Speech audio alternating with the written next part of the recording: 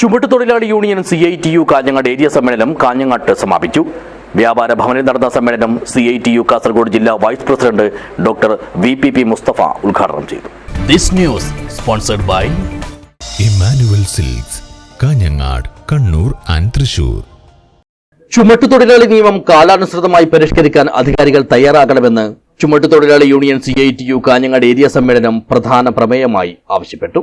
ഇതുകൂടാതെ കാഞ്ഞങ്ങാട് നഗരത്തിലെ ഗതാഗത പ്രശ്നത്തിന് പരിഹാരം കാണുന്നതിനായി ഫുട് ഓവർ ബ്രിഡ്ജ് സ്ഥാപിക്കണമെന്നും ചുമട്ടുതൊഴിലാളികൾക്കായി നഗരത്തിൽ സൗകര്യപ്രദമായ വിശ്രമകേന്ദ്രം അനുവദിക്കണമെന്നുമുള്ള ആവശ്യവും സമ്മേളനം മുന്നോട്ട് വെച്ചു.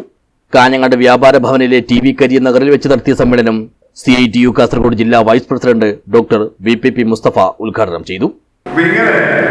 ജീവകാരുണ്യ മേഖലയിൽ, സേവന മേഖലയിൽ, സന്നദ്ധ പ്രവർത്തനങ്ങളിൽ എല്ലാം ഈ നാട് സമൂഹം ആവശ്യപ്പെടുന്ന ഏറ്റവും പ്രധാനപ്പെട്ട തൊഴിൽ സേനയായിട്ട് മാറാൻ ഇത് ചുമട്ടുതൊഴിലാളികൾക്ക് കഴിഞ്ഞിരിക്കുക.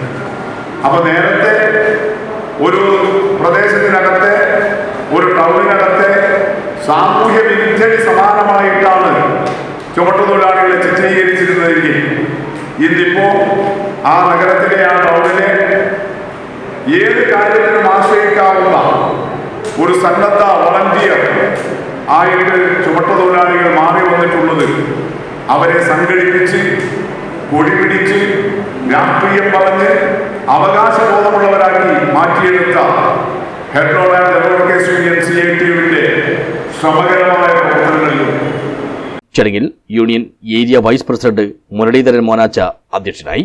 യൂണിയൻ ജില്ലാ ജനറൽ സെക്രട്ടറി A. മോഹനൻ സംഘടനാ റിപ്പോർട്ടും ഏരിയ സെക്രട്ടറി KT കുഞ്ഞുമുഹമ്മദ് പ്രവർത്തന റിപ്പോർട്ടും അവതരിപ്പിച്ചു.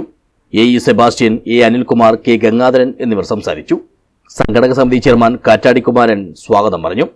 യൂണിയൻ ഏരിയ കമ്മിറ്റിയുടെ പുതിയ ഭാരവാഹികളായി N. ബാലകൃഷ്ണനെ പ്രസിഡന്റായും, മുരളി മോനാച്ച, അശോകൻ അമ്പലത്ര എന്നിവരെ വൈസ് പ്രസിഡന്റുമാരായും, K. ഗംഗാധരനെ സെക്രട്ടറിയായും തെരഞ്ഞെടുത്തു. News bureau, Kanhangad.